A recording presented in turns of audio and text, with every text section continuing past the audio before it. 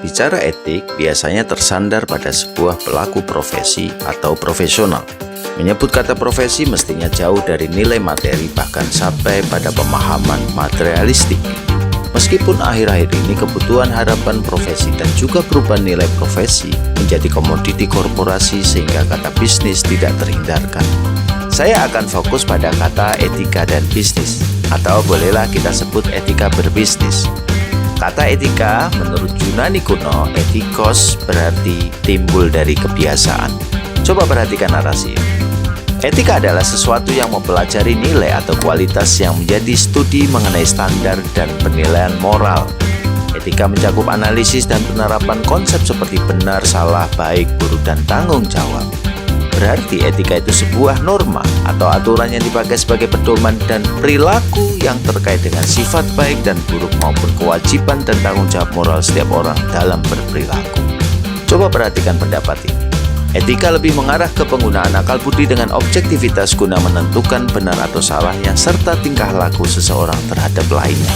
Kita bawahi menentukan benar salah atas penggunaan akal budi secara objektif. Kita lanjutkan.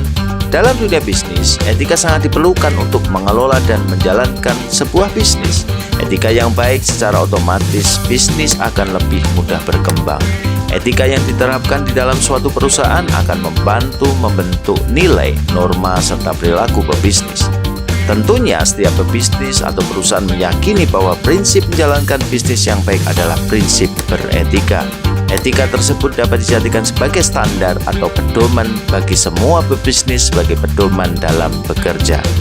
Sekarang pertanyaannya, untuk apa etika bisnis dibutuhkan? Etika bisnis dibutuhkan oleh semua pengusaha baru maupun pengusaha yang sudah lama terjun di dunia bisnis. Dengan tujuan bagi pengusaha adalah untuk mendorong kesadaran moral dan memberikan batasan-batasan bagi para pengusaha atau pelaku bisnis untuk menjalankan good business atau tidak melakukan bisnis yang kotor. Etika bisnis dijaga agar tidak merugikan banyak pihak yang terkait.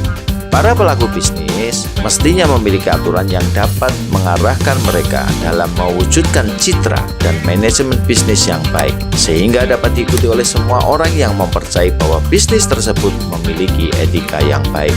Citra bisnis juga dibangun bukan hanya untuk image perusahaannya saja, tetapi juga image untuk usaha sejenisnya. Jadi, satu bisnis yang melanggar etika akan memberikan pengaruh untuk usaha lain yang sejenis. Jadi jelas ya kenapa etika bisnis itu penting.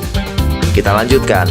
Etika bisnis dapat menghindari citra buruk seperti penipuan dan cara kerja yang kotor maupun licik. Bisnis yang memiliki etika baik biasanya tidak akan pernah merugikan bisnis lain, tidak melanggar aturan hukum yang berlaku, tidak membuat suasana yang tidak kondusif pada saingan bisnisnya. Etika bisnis juga mengatur pelaku bisnis yang harus mampu mengendalikan diri mereka untuk tidak memperoleh apapun dari siapapun dalam bentuk apapun, memberikan janji-janji agar dapat mempermudah kelancaran bisnisnya. Apa yang harus difokuskan dalam etika bisnis? Yang pertama, etika bisnis menjunjung suasana persaingan yang sehat. Persaingan bisnis yang ketat dapat diatasi secara sehat jika dibangun kesadaran atas etika bisnis serta tanggung jawab yang baik saat akan melakukan suatu bisnis. Saya lanjutkan.